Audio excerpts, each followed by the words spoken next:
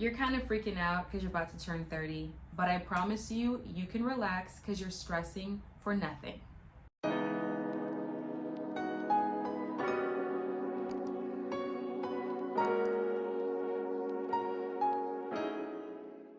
Hey Soul Tribe, it's your girl Soulspiration, and I'm back with a girly chat today, talking to you about 5 things I've learned in my 20s. And after this, you're gonna be able to breathe a little better because you'll realize that you've been stressing over nothing. And that there's no need to race against some imaginary clock before we turn 30. Plus other tips, so stick around. Thank you for liking this video, and thank you for joining the Soul Tribe where we step out of the matrix and into our divinity. Let's get into it. 5 things I've learned in my 20s. Starting off with number 1. We do not have to have our whole life figured out while we're in our 20s. What does that even look like anyway? Can someone tell me who is this imaginary person telling us that we have to have all of this and these things all figured out and completed by the time we turn 30 years old? And I know who it is. It's really ourselves comparing our lives to other people. There may be even pressure from family. But for the most part, we're doing this to ourselves because of a feeling of inadequacy. And we realize that sometimes there's nobody even really pressuring us but us. So stop it. Stop it. Get some help. All jokes aside though, comparison is the thief of joy. One more time. Comparison is the thief of joy. Remember that. And now, I'm about to get deep because, well, that's what I do. You're here and I'm here on this green earth on an assignment. So that means you're meant to be on your path. You're meant to fulfill your purpose, your why, and learn your lessons. But if you keep comparing your life to someone else's, you'll miss your designated assignment. You'll miss your ticket, what you're here on this earth to fulfill. I don't know about you, but I want to fulfill my assignment. And that's not to add pressure to yourself, but it's to realize that by design, fam, you are here with a gift and a purpose. And you can't fulfill that purpose focused on what you think you're supposed to have in the matrix, or comparing yourself to someone else who's on a completely different assignment. Now, before I move on to point number 2, I want us to stop and pay attention to what it is that we are usually focusing on the most. And if you realize, we've been socialized to focus on things that aren't even really that deep. They're so surfaced. But if you focus on your purpose, if you focus on your gift, if you focus on where you feel naturally aligned, all of those things that we're searching for naturally find us. So the money, the material gains, and all of the riches, the partner, the career, it all finds you when you're aligned in your assignment, where you're supposed to be.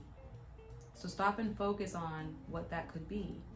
What does the word say? I mean, let's make it biblical. Seek ye first the kingdom of God, and all of these things will be added onto you. What do you think that means?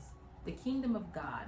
That is what you are supposed to be fulfilling in your own life. Why you were brought here on this earth. Seek that, find that inside, fulfill that, sharpen that. All of these other external things that you think are important will naturally come and find you. It's like, oh my God. Crazy.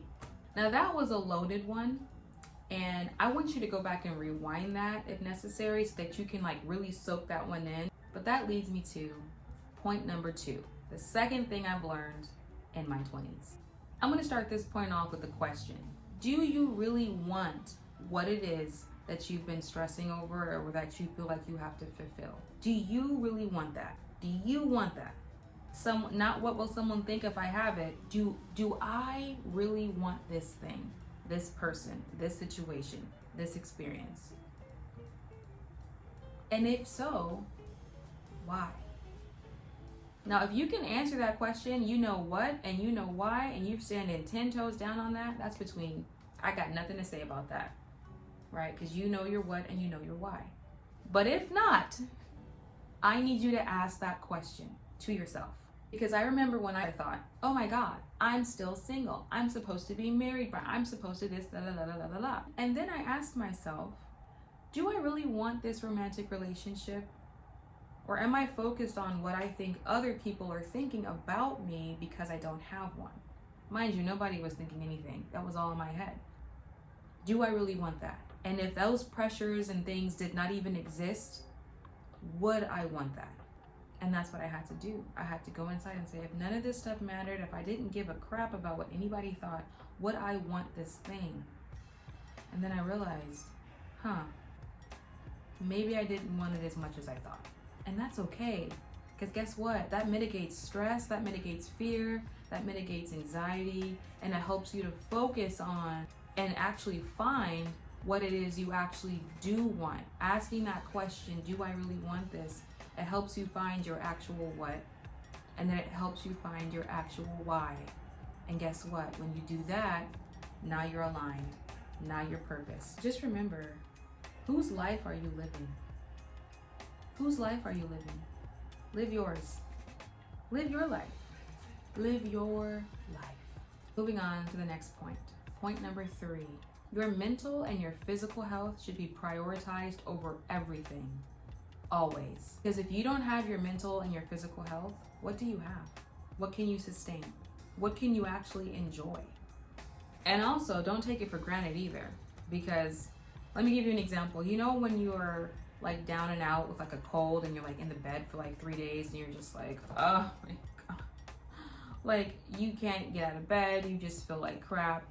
Anything outside of laying in that bed sounds like a nightmare. Like if you have to run down and grab the mail, that sounds like a lot of work. If you have to even think about cooking, oh God, no. Anything. What sounded fun 2 weeks ago before you were sick does not sound fun anymore. Nothing sounds fun because the only thing you're focusing on is just getting better. So you didn't realize that 2 weeks from then you would be in bed not wanting to do anything and not being able to do anything. You don't care about anything else and you can't care about anything else except your health. So it is honestly number 1. I probably should have put this as number 1. Your health is quite literally connected to your wealth.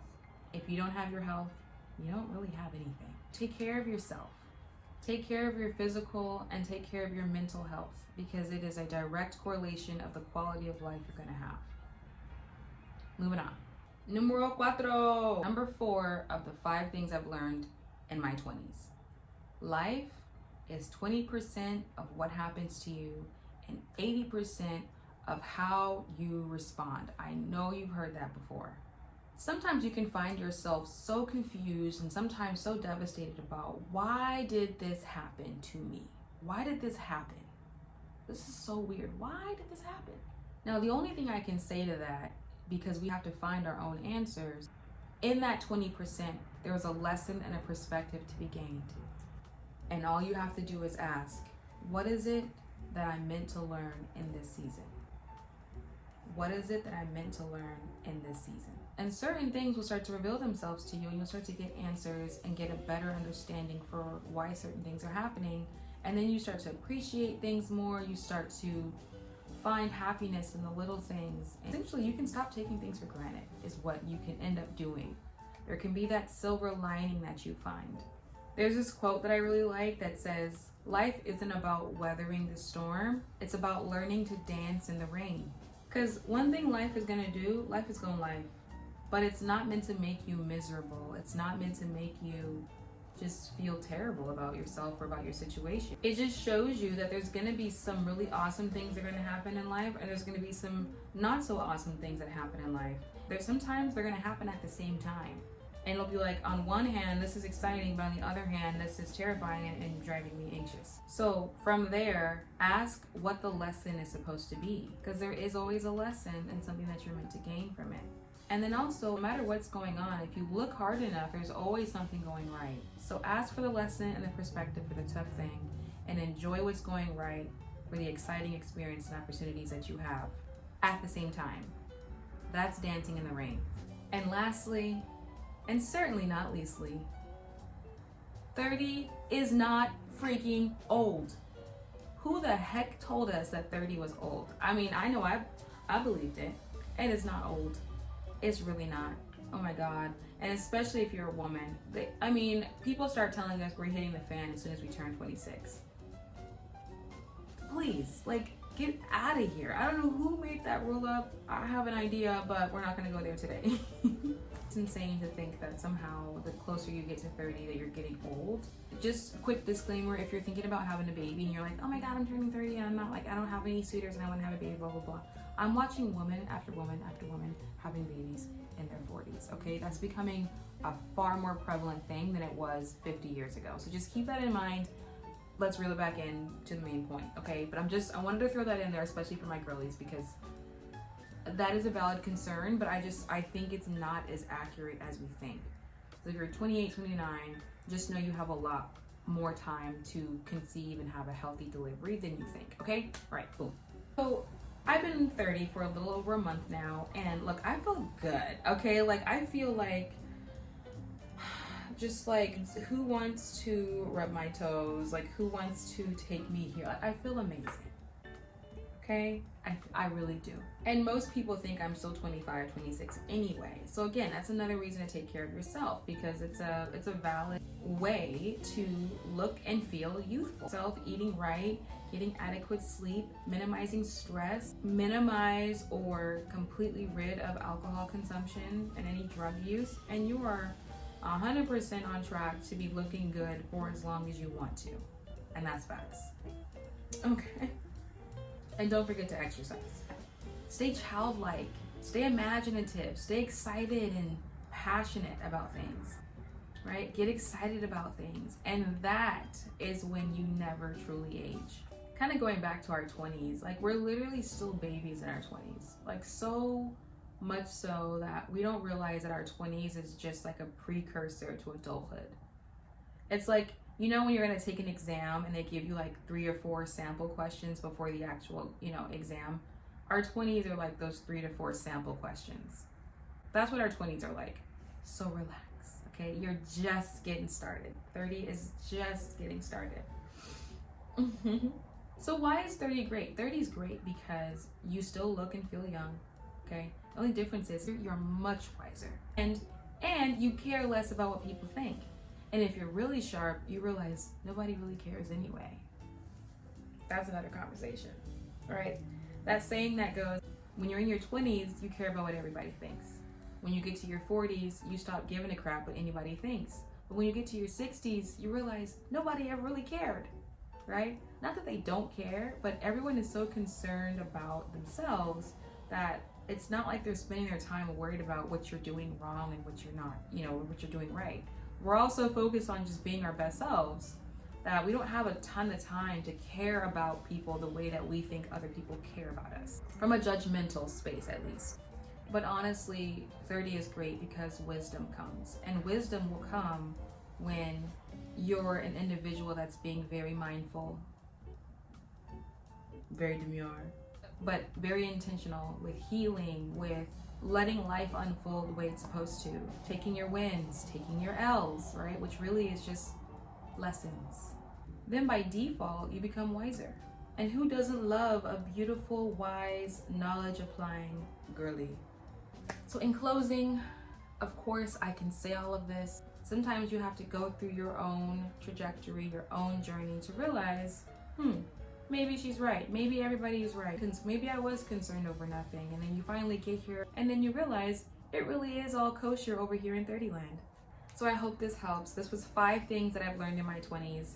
I hope that you enjoy every single age that you're at. I hope that you live in the moment, find joy and peace in everything that you do, and then find the silver lining when things get tough. Thank you for liking this video, and thank you for joining the Soul Tribe, where we step out of the matrix and into our divinity. All right, I'm curious, which of these 5 tips resonated with you the most, and what would you add to this? Thanks for tuning in, and I'll see you in the next one. Bye.